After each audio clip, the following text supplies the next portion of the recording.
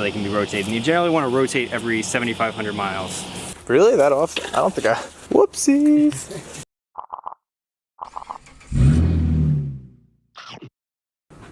Hi guys, Cliff with the Sunday Drive. Today we're going to show you how to rotate tires on your pickup.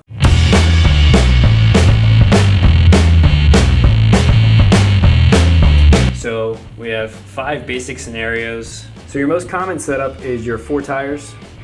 You're going to rotate the 2 back ones forward and the 2 front ones are going to go to the opposite back corner. Next up, if you have a dually, so there's 2 possibilities. One, you could have the same size tires in all 4 corners, or you could have different size tires up front than you have in the back.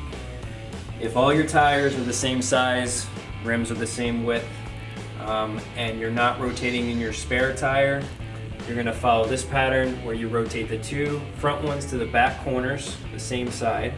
You rotate the outsides in, and then you rotate the 2 inner crossways towards the front. If you have a spare tire that you're rotating in, and again this would need to be the same size spare tire as the rest, you'd rotate that to the front corner, and you kind of would just start with that and then work your way around the vehicle in a circle pattern.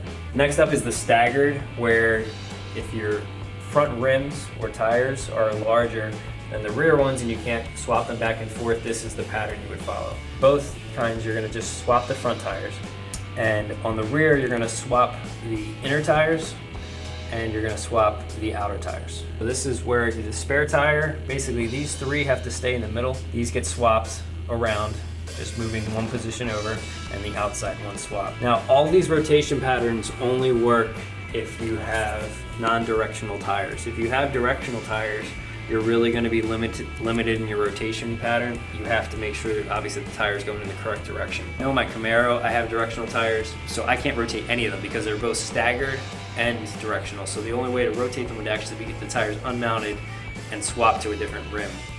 All right, so for the jack points, what you want to do is go right under here, under the back frame, same spot on the front frame. What you want to do is find a place where the metal is double thick. So if you feel it right here, you can see that there's a second layer of metal. That's where you want to jack to. I like to use a block of wood just to keep the frame from getting damaged. You notice that GM uses a soft undercoating, and the lifts and jacks can actually tear that undercoating right off your truck because it'll stick to it.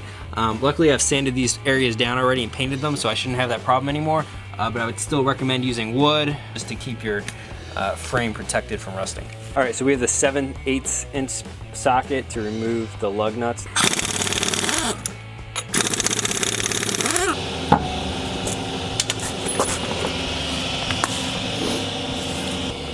Bye.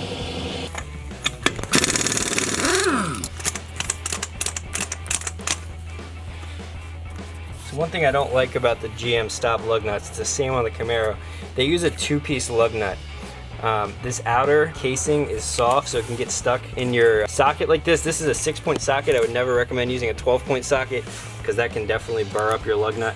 But even with the 6-point socket and this softer outer casing on here, these can still get stuck in here. If you're going to be taking your lug nuts off and on a lot, definitely recommend changing these out for something aftermarket that's a little more durable. All right, so this tire's been having a slow leak. It's losing about 1 pound of pressure every week. Oh, there we go. There's a screw in it right there. Believe it or not, Walmart actually does a good job on patching the tires. They do a proper patch where they unmount the tire, patch on the inside of your tire. Most shops, all they do is they stick a plug in here. It is not as good of a seal. It's only, I think, 20 bucks.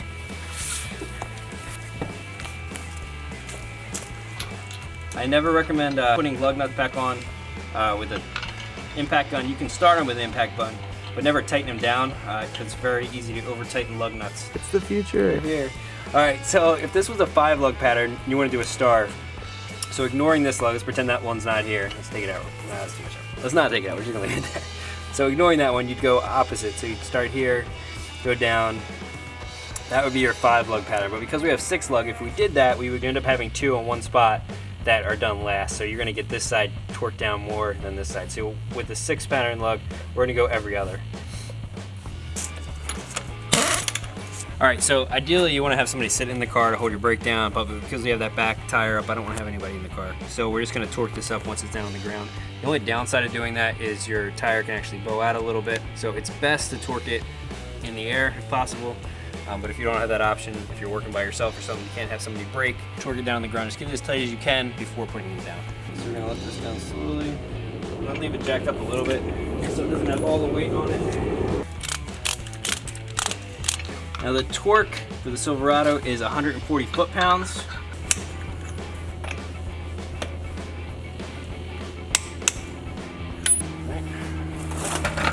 We're gonna go around, jack up the front passenger side, and we'll move that tire back here and continue the process.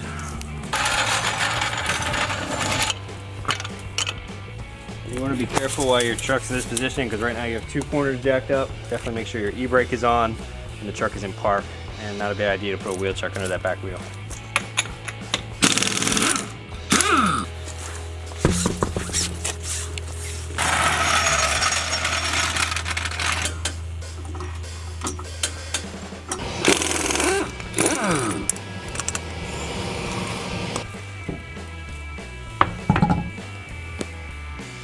Okay.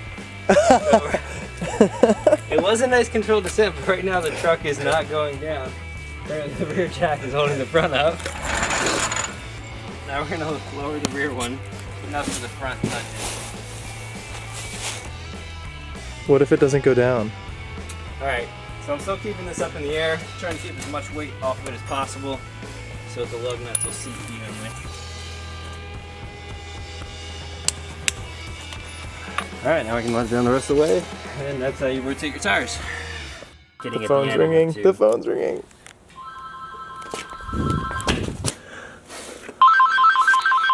Hello.